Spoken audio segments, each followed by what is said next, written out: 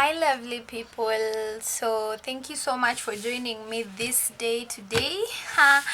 So today we are going to join the knit squares that I've been making for the longest time ever.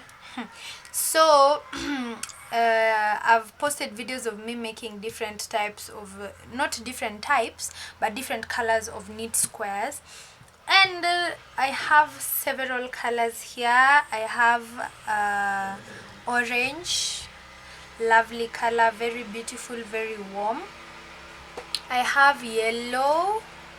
Yes, yellow is a happy color and you can never go wrong with yellow. I have red. Actually, red is my dominant color in this piece that I'm making, so that's why I have a lot of red knit squares. I have pink, shades of pink, so I have this pink and I have this pink. Yes, pink has different shades, by the way, guys. Yes, pink has different shades, and you can find this pink has also different shades, a lighter version and a darker, same to this. So yeah. And I have those pinks, and I have some very many left over. I have blue, baby blue. I have the very light. It's almost the very light blue. I have the dark turquoise, and I have cinnamon. So all these squares are squares I made from leftover yarn. Remember, I was doing the projects that I've been doing have had these colors, so there are few balls of yarn, like small ones, that remained, and I decided, okay, instead of throwing them away, let me just of course I can't throw them away, but instead of like letting them be, I can use them to make a multicolored blanket. So what I did was, I had a lot of red remaining, a lot of pink, and a lot of the two shades of pink remaining. So that's why they are a lot, and then the yellow, orange, and these others are just leftover yarn.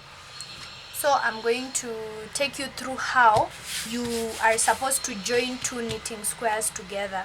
So as you can see from this knit square, I have a string remaining. Always leave a string, an extra string, like don't complete your work to the end. Yeah, so I also have this other yarn, so I'm going to turn it around so that this yarn I'll use to join here, then the one on this side I'll use to join the other side. So I'm going to zoom in a little bit more so that you can actually be able to see what I'm doing. So yes, so you need the knit squares, and if you ensure you leave leftover yarn. I knitted these squares with these knit sticks of mine, 6.5 millimeters bamboo knit sticks, and when I started, I did 15 loops, and then I did 15 rows, like counting from this one, 2, 3, 4, 5, 6 to the end, they add up to 15. So that's what I did to achieve the square look. Yeah. So what you need is a seaming needle. So there's this seaming needle which is a little bit bigger, and then I have this one which is a little bit smaller, but it's the same function. So it depends. If you're working with the thicker yarn, of course you'll use the thick one. If you're working with thinner yarn, you'll use the smaller one. So what we're going to use is this bigger one for today, so that we can be able to, go fast. So what you're going to do is take your yarn, your extra yarn, the excess, and then insert it into your seam needle. After you insert it into your seam needle, I want you to place the other knit square just next to it. Yeah. So what you're going to do is, first and foremost, to join this to this loop, and then for these are purls, these are rows of purls. So what you have is, you have a purl at the bottom and at the top, at the bottom and at the top. So what you're going to do is, on this on your right square, you're going to insert your seaming needle on the bottom purl, and then on this side you're going to insert it on the top purl. Yeah, so you're going to knit it that way all through. And what we are doing this on the right side, you know, the side that you want to be right, because it won't actually leave any, you know, indication that this is the right side and this is the wrong side. So you're going to insert it that way. So what you're going to do is take the bottom, yeah, and then take the top. Insert your yarn on the bottom and then insert it on the top. I hope you're seeing it clearly. Let me zoom in more. That is the most that can be zoomed in. So insert it at the bottom and at the top, at the bottom and at the top.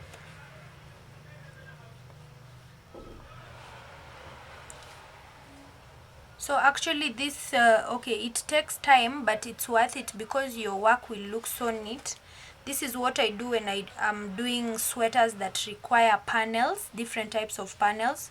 For example, the sweaters that I've done before, the knitted sweaters that I've done before have required different panels: the front panel, the back panel, and the sleeves. So for you to join the front panel and the back panel, you need to do these so that it doesn't look weird. And okay, I don't like taking my work to the seamstress who has not handled maybe yarn before. Maybe they're used to only fabrics, and my plan is to actually get my own seaming machine so that I can do it on my own.